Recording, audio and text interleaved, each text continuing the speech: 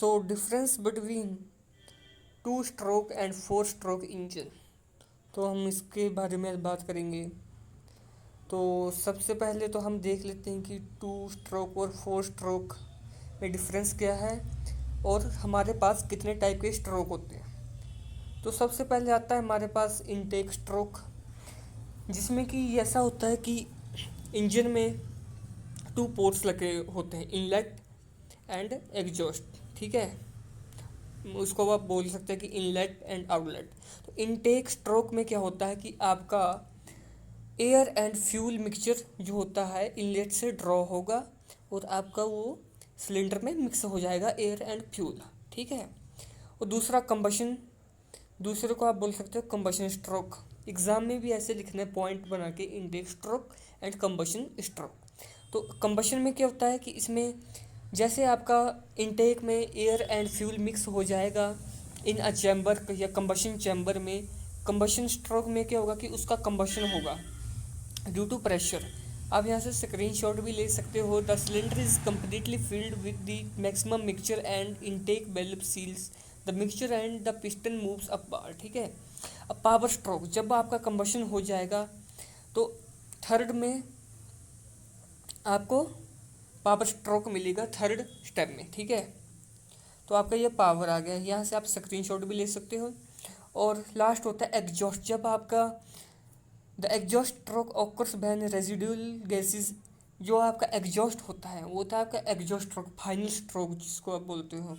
चलिए ये तो हो गया इसकी मतलब कितने टाइप का स्ट्रोक होते हैं, 4 टाइप के स्ट्रोक होते हैं।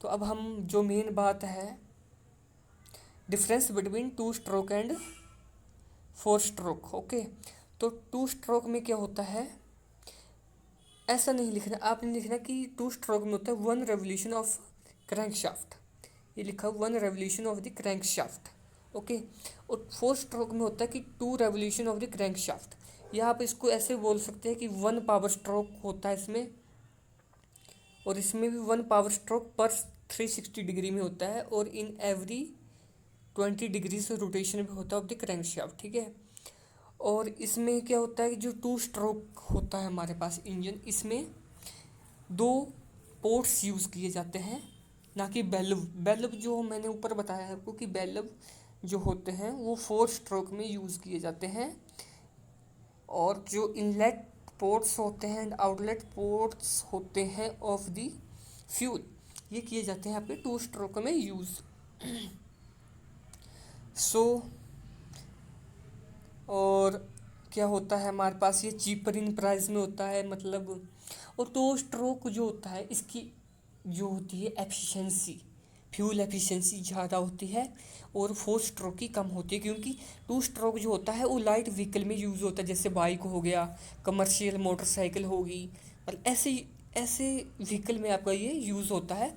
और 4 स्ट्रोक यूज़ होता है आपका हैवी व्हीकल्स में, बाइक सॉरी 4 स्ट्रोक भी बाइक में आता है जो स्पोर्ट्स बाइक होते हैं। ठीक है, और आपका ये गाड़ियों में यूज़ होता है, जैसे ट्रक्स हो गया 4 स्ट्रोक, पर इसकी जो होगी पावर ज़्यादा होगी हैज़ कम्पेयर टू 2 स्ट्रोक।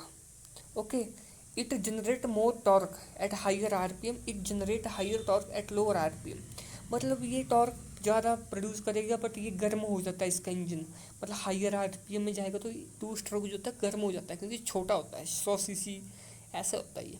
ठीक है, और more power generation less power, ऐसे मतलब पॉइंट बना सकते हो। लोअर थर्मल एफिशिएंसी होती है ऐसे ही।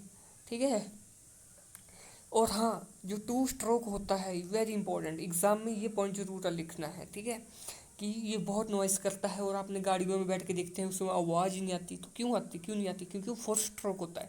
और बाइक में देखना आप कितना एग्जॉस्ट वो होती है, इसकी साउंड होती है। ठीक है, तो ये था हमारा गाइस टॉपिक। सो मिलते हैं नेक्स्ट वीडियो में, टाटा टाटा बाय बाय।